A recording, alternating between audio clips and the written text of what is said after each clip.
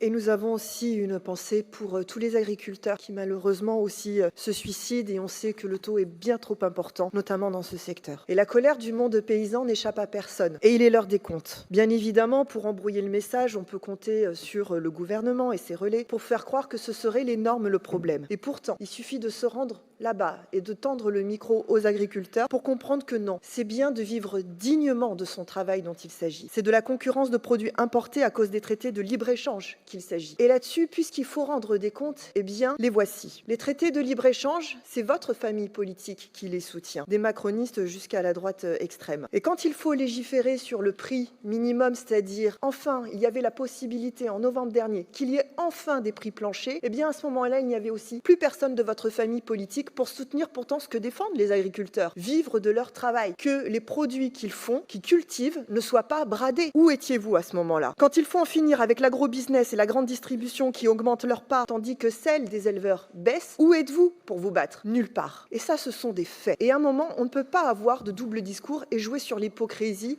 éternelle. Les comptes sont là et ils ne sont pas bons pour vous. Donc une question se pose. Qui tue aujourd'hui le monde paysan, si ce n'est vous, la droite, dans toutes ces nuances du macronisme à l'extrême droite? Aujourd'hui, nous apportons une preuve de plus à cette démonstration, car vous votez une fois de plus contre les prix planchers, mesure qui pourtant garantirait les revenus aux agriculteurs. Qui tue aujourd'hui le monde paysan? C'est votre famille politique.